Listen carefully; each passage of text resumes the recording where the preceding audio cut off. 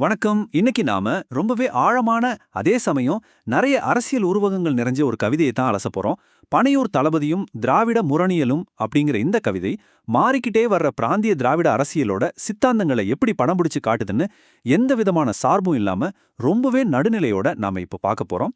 வாங்க நேரா விஷயத்துக்குள்ள போயிடலாம். ஆரம்பமே ரொம்ப அழுத்தமா இருக்கு பாருங்க. பகுத்தறிந்து சொல்லுக்கு என் சுய விடுதலையே பதிலாக, என் தேடல் ஒன்றே பதிலாக அப்படின்னு இந்த கவிதை தொடங்குது. இதை படிக்கும்போதே உங்களுக்கு புரிஞ்சிருக்கும் இது எவ்வளோ தத்துவார்த்தமான ஒரு தேடல்னு.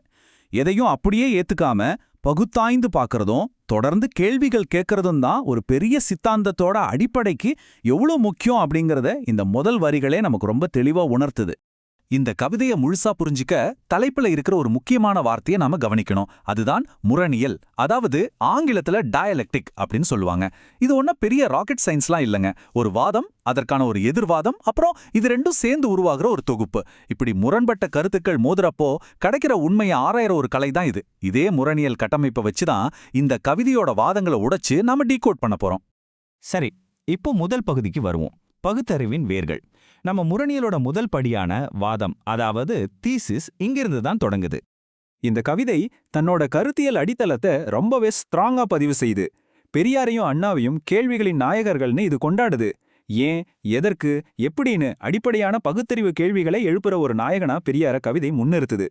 எதையுமே கண்மூடித்தனகா நம்பாம கேள்வி கேட்கிற இடத்துல இருந்து தான் இந்த சித்தாந்தமே பிறக்குது இல்லையா? அதைத்தான் இது ரொம்ப தெளிவா சொல்லுது. இந்த இடம் ரொம்பவே சுவாரஸ்யமானது. அறிவாலயம் அப்படிங்கிறத வெறும் ஒரு அரசியல் தலைமையகமா மட்டும் சுருக்கிடாம அது அண்ணாவோட பகுத்தறிவு போர் முழக்கத்தின் சிகரம்னு இந்த கவிதை வர்ணிக்குது. ஓயாத பகுத்தறிவாலும் முழுமையான சுய விடுதலையை நோக்கிய பயணத்தாலும் தான் அது உந்தப்படுது அப்படிங்கிறத ரொம்ப அழகாவே இதுல காட்டியிருக்காங்க. அடுத்ததா இரண்டாவது பகுதி, ஆட்சியும் அரசியல் யதார்த்தமும். முரணியல்ல நாம முன்னாடி பார்த்த வாதத்துக்கு ஒரு எதிர்வாதம் வேணும் இல்லையா? அந்த ஆன்டிதீசிஸ் கட்டம் இதுதான். இங்கதான் கவிதை தற்போதைய ஆட்சியாளர்களின் செயல்பாடுகளை வரிசைப்படுத்துது. கொஞ்சம் கவனிச்சு பாத்தீங்கன்னா, காலை உணவு திட்டத்தின் மூலமா அரசு ஒரு தாயுமானவனா செயல்படுறத கவிதை அங்கீகரிக்குது. அதே நேரத்துல மடைமாற்றிய நிதியில நடக்கிற ஆட்சி பத்தியும் சில கேள்விகளை எழுப்புது. இந்த ஓயாத உறங்காத சூரியனாம் தளபதியால் அரசு வழிநடத்தப்பட்டாலும் நலத்திட்டங்களுக்கும் நிதி யதார்த்தங்களுக்கும் இடையில இருக்கிற இந்த முரண்பாட்ட கவிதை ரொம்பவே நடுநிலையா சுட்டிக்காட்டுது. அரசியல்ல எப்பவுமே இது ஒரு சுவாரஸ்யமான முரண்பாடுதான். இந்த இடத்துல ஒரு பெரிய காட்சி முரண்பாட்டை ஆசிரியர் உருவாக்குறார். ஒரு பக்கம் வரலாற்று பெருமை கொண்ட அண்ணாவோட பகுத்தறிவு போர் முழக்கம், இன்னொரு பக்கம் புதுசா வந்திருக்கிற ஒரு நடிகரோட மயக்கத்தின் ஒளி.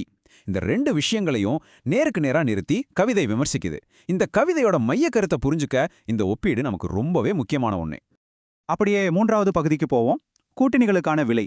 இன்றைய அரசியல் சூழல்ல கூட்டணி அமைக்கும் போது அடிப்படை அறம் என்னவாகுது அப்படிங்கிறத இது அலசுது. இப்போ நாம பார்க்க போறது ரொம்பவே முக்கியமான ஒரு புள்ளி. அதிகாரத்துக்காக பல்வேறு அரசியல் தரப்புகள் என்னென்ன சமரசங்களை செஞ்சுக்கிறாங்கன்னு கவிதை ரொம்ப துல்லியமா வரைபடமாக்கி காட்டுது. அமைச்சரவையில ஒரு இடத்துக்காக சிறுத்தைகள் விடுதலைங்கிற வார்த்தையே மறந்ததும், எடப்பாடி சபையில இடம் கொடுத்ததும், கொளத்தூர் மண்ணுல வெறும் கோஷங்கள் மட்டுமே மிச்சம் இருக்கிறதும் இங்க விமர்சிக்கப்படுது. அதிகாரத்துக்காக கொள்கைகள் வளைக்கப்படுதுன்னா அங்க தர்மம் எங்க இருக்குன்னு கவிதை ரொம்ப கூர்மையா ஒரு கேள்வியை முன்வைக்குது. இதுதான் அரசியல் யதார்த்தத்தோட ஆகச்சிறந்த முரண். அடுத்ததா நான்காவது பகுதி, பனையூரில் ஒரு நடிகள். ஒரு புதிய அரசியல் வரவை குறிக்கக்கூடிய இடஞ்சார்ந்த உருவகங்கள் நிறைந்த பகுதி இது. இங்கதான் ஆசிரியர் அந்த புதிய அரசியல் வரவை, அதாவது பனையூரின் தளபதியை நமக்கு அறிமுகப்படுத்துறார். புதியவனாம் பனையூரின் தளபதியே வாய் திறவா வதை செய்ய அப்படிங்கிற இந்த வரி ரொம்பவே ஆழமானது. அதாவது அடிப்படையான அரசியல் பிரச்சனைகள்லையோ கொள்கை நிலைப்பாடுகள்லையோ எந்த குரலும் எழுப்பாம வாய் துறக்காம அமைதியா இருக்கிறதே ஒரு வேதனை தரும் சக்தி தான் அப்படின்னு கவிதை இந்த புதிய நடிகரை விவரிக்கிறது. அப்போ இந்த அமைதிக்கு என்னதான் அர்த்தம்? உறுதியான கொள்கை நிலைப்பாடுகளுக்கு பதிலா அங்கே வார்த்தைகளே இல்லாத ஒரு வெற்றிடம் தான் இருக்கு அப்படின்னு கவிதை சொல்ல வருது. அரசியலை ஒரு தெளிவான தத்துவார்த்த பயணமா பார்க்காம அதை வெறும் நிர்வாக ரீதியான ஒரு நாடகமா சுருக்கிடுறாங்களோ அப்படிங்கிறது தான் இதோட வாதம். கருத்தியல் விவாதங்களை விட இந்த அமைதி தான் அங்க பிரதானமா இருக்குன்னு கவிதை சுட்டிக்காட்டுது. சரி, இப்ப நாம கடைசி பகுதிக்கு வந்துட்டோம். இறுதியான கருத்தியல் கேள்வி. ஆரம்பத்துல பார்த்த அந்த முரணியலோட இறுதி கட்டமான தொகுப்பு, அதாவது சிந்தசிஸ் பத்தி இப்போ பார்ப்போம்.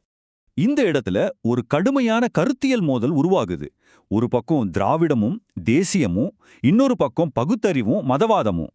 திராவிடமும் தேசியமும் ரொம்ப சீரா ஒன்னு சேர முடியும்னு இப்போ ஒரு அரசியல் பார்வை முன்வைக்கப்படுது இல்லையா? அந்த பார்வையையே கவிதை நேருக்கு நேரா சவால் செய்யுது. இது ரெண்டும் ஒண்ணுக்கொன்னு முரண்பட்டவை எப்படி ஒன்னு சேரும் அப்படின்னு ரொம்ப ஆணித்தரமா கவிதை கேள்வி கேக்குது. இதோ இந்த புதிய நடிகருக்கு விடுக்கப்படுற ரொம்பவே ஆழமான ஒரு இறுதி சவாலோட நாமளும் இந்த அலசல நிறைவு செய்வோம். திராவிடமும் தேசியமும் ஒன்றென்றால் பகுத்தறிவும் மதவாதமும் பொருளாதாரத்தில் ஒன்றா? சொல் பனையூர் தளபதி, சிந்தித்துப் பார். இந்த வரிகள் நம்ம எல்லாருமே நிஜமாவே யோசிக்க வைக்குது இல்லையா? இப்படிப்பட்ட நேர்மாறான சக்திகள் எப்போதாவது ஒன்னு சேர முடியுமா? சமரச அரசியலுக்கும் தத்துவார்த்த அரசியலுக்கும் நடுவுல இருக்கிற இந்த இடைவெளியை பத்தி நீங்க என்ன நினைக்கிறீங்க? நீங்களே சிந்திச்சு பாருங்க. மீண்டும் ஒரு சுவாரஸ்யமான விளக்கப்பதிவுல உங்க எல்லாரையும் சந்திக்கிறேன்.